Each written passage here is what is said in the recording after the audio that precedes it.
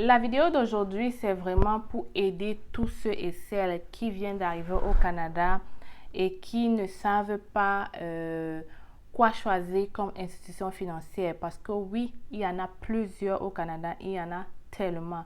Alors, il est très important de bien faire le choix parce que ça déterminera, ok, ça va vraiment impacter votre vie si vous avez mal choisi votre institution financière. C'est la raison de la vidéo aujourd'hui. On parle de comment faire le choix de sa banque. Alors, si tu veux savoir plus, reste scotché et on se retrouve après le générique.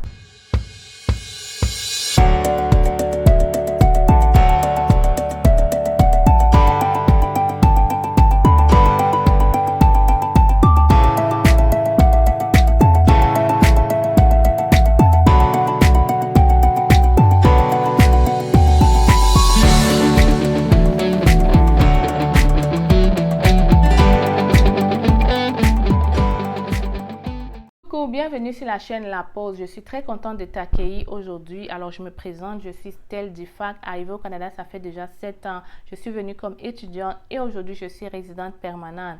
Donc, c'est le moment donc de relaxer le soir après une longue journée. Prends ta tasse de café, assieds-toi et travaillons sur toi parce que c'est très important de prendre un moment, prendre une pause, pas n'importe laquelle, pour travailler sur toi, pour travailler sur tes finances. Donc, aujourd'hui, on va se concentrer sur le choix de la banque qui est vraiment un point précis pour toute personne qui vient d'arriver au Canada. Le choix de la banque est souvent négligé, ok? Et pourtant, c'est très important. Au Canada, on a plusieurs institutions financières. Donc, et vraiment, dépendamment de votre statut, dépendamment de n'importe quoi, vous êtes adepte de trouver quelque chose qui sied pour vous. Mais voilà la première astuce que je vais te donner parce que mon but, c'est vraiment vous amener à choisir la meilleure banque qui sied pour vous. Et je ne vais pas citer les banques parce qu'ils ne m'ont pas rémunéré pour ça. J'aurais bien voulu. Donc, je ne vais pas citer les banques, mais je vais plutôt vous donner des astuces pour vous amener à choisir la meilleure banque. Alors, d'après moi, la première chose qu'il faut faire lorsque vous êtes arrivé au Canada, c'est de faire le magasinage, ok? Il est très important de regarder les banques, toutes les banques les plus proches, ok? Pour savoir qu'est-ce qu'elles offrent pour des travailleurs, si vous êtes travailleur, ou bien qu'est-ce qu'elles offrent pour les étudiants, si vous êtes étudiant. Il faut magasiner le taux d'intérêt, il faut magasiner combien elles peuvent vous donner en carte de crédit, il faut magasiner combien ça coûte. Plus tard, si vous êtes par exemple étudiant, magasiner pour savoir lorsque vous allez être travailleur, combien on va vous charger des frais mensuels. Il faut magasiner s'il y a avance de fonds sur votre carte de crédit, combien ça coûte. Bref, il faut vraiment poser des questions de fond en comble afin de trouver la meilleure banque qui sied pour vous. Ne la choisissez pas au hasard, ok? Magasinez et ça va vous permettre que lorsque vous seriez en face du banquier, vous aurez des questions pertinentes qui vont l'amener à vous sortir les astuces. Parce qu'il faut savoir ceci. Au Canada, les banquiers ne vous disent jamais tout jusqu'à ce que vous posiez des questions. C'est même pas peut-être au Canada. Presque partout, ok? Ils ont souvent des bénéfices. Je vais pas dire des bénéfices. Ils ont souvent des points, ok? Qu'ils cachent jusqu'à ce que vous posez la question, ok? Alors, qu'est-ce que je vais dire? Vous êtes étudiant, vous arrivez dans une banque au Canada. Si vous ne demandez pas une carte de crédit, jamais le banquier ne va vous proposer ça directement, ok? Et pourtant, il est très important. D'ailleurs, j'ai fait une vidéo sur les cartes de crédit. Pour une personne qui arrive au Canada, de prendre sa carte de crédit le même moment où il est en train de créer son compte, parce que en la prenant comme ça, vous avez premièrement la possibilité de travailler sur son crédit. Mais ce que vous ne savez pas, c'est que passé un certain moment, quand vous êtes déjà sur le territoire, les banques ne veulent plus vous donner la carte de crédit. Qu'est-ce que je veux dire? Si tu viens d'arriver au Canada, tu t'en vas dans une banque, tu crées ton compte et tu demandes directement la carte de crédit, ils vont directement te la donner, ok? Et si tu lui dis, toi, tu es en train de me donner une carte de crédit de 2 000 $, pourtant il y a une autre banque qui est en train de m'offrir 5 000 $, ça se peut qu'il commence à réfléchir, ok? C'est comme ça que ça marche ici. Mais si vous ne savez pas, vous n'allez rien dire et il va vous donner le minimum, ok? Voilà la première stratégie. Deuxième chose, c'est que si vous ne demandez pas ça à ce moment-là et que vous partez, vous commencez à vivre au Canada, 6 mois plus tard, vous repartez pour demander une carte de crédit, ça se peut qu'on ne vous la donne pas parce qu'on va se dire, ils vont se poser beaucoup de questions. Pourquoi cette personne demande une carte de crédit à présent? Est-ce qu'elle a des choses qu'elle n'a pas fait en bien? Est-ce qu'elle veut utiliser notre argent pour payer ses dettes? Ils vont commencer à se poser des questions et se dire, est-ce qu'il sera capable de nous rembourser? Tout ça va entrer en jeu. Pourtant, vous auriez pu l'apprendre au début, ok?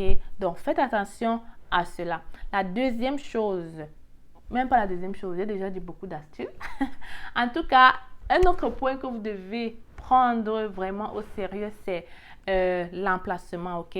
Dépendamment de là où vous vivez, il faut choisir une banque très proche de vous. Pourquoi? Parce que ça va vous aider, faciliter la tâche lorsque vous aurez besoin d'aller rencontrer un conseiller bancaire ou alors un conseiller hypothécaire ou alors, bref, lorsque vous aurez besoin de votre banque, plus elle est près de vous, mieux c'est, ok? Parce que vous aurez de multiples transactions à effectuer. Vous pouvez aller à la banque pour faire des dépôts, vous pouvez aller à la banque pour poser des questions sur votre carte de crédit, vous pouvez avoir une carte de crédit bloquée et vous devez vous rendre à votre banque. Donc, c'est vraiment important qu'elle soit très proche de chez vous, ok? Donc, pensez à ça lorsque vous choisissez votre banque. Ne choisissez pas juste pour choisir. Une banque proche de chez vous, ça vous facilite la tâche. Parce que parfois, quand tu appelles, on te dit, vous devez vous rendre à la succursale. Tu es juste comme, ma banque est à 40 minutes, à 50 minutes, voire à 1 heure d'ici. Ok? Moi, par exemple, j'avais peut-être fait cette erreur-là, mais ce n'était pas de ma faute parce que, bien évidemment, il y a des gens qui déménagent, ok? Il y a des gens qui déménagent. La chance, c'est que ma banque est un peu partout au Canada. Et oui, même quand j'ai déménagé, j'ai eu la chance qu'elle soit à côté. Donc, c'est aussi ça, choisir une banque populaire. Populaire, c'est important aussi. Mais il faut aussi que ça respecte les autres critères dont j'ai parlé, qui sont les avantages si vous êtes étudiant, les avantages si vous êtes travailleur, qu'elle vous offre tout ça. Mais vraiment, l'emplacement pour moi, c'est aussi quelque chose d'important, ok? Une autre chose que je voulais vous parler, c'est la marge de crédit, ok? Les gens oublient beaucoup ça, ok? Mais en choisissant votre banque, il faut choisir une banque qui peut vous offrir aussi directement une marge de crédit. Mais est-ce qu'on offre ça aux étudiants? Je ne pense pas. On offre peut-être ça seulement aux résidents permanents. Mais si vous ne demandez pas une fois de plus, ils ne vont jamais vous la donner, ok? Donc, demandez à votre conseiller bancaire et la banque qui va vous donner une marge de crédit, prenez-la. Parce que je compte faire une vidéo sur la marge de crédit et je vous assure, la marge de crédit a beaucoup d'avantages, ok? La marge de crédit, là. Beaucoup d'immigrants ne savent pas c'est quoi. Alors, je compte faire une vidéo très explicite là-dessus. C'est donc une raison pour laquelle tu dois t'abonner. Voilà une raison de plus pour laquelle tu dois partager la vidéo. Tu dois la liker, bien sûr, si tu as aimé. Mais je sais que tu vas l'aimer. En tout cas, je t'ai présenté tous les aspects dont je pense importants pour le choix de la banque. Je vais m'arrêter ici. La vidéo ne doit pas être très longue parce que le sujet n'est pas très long, ok?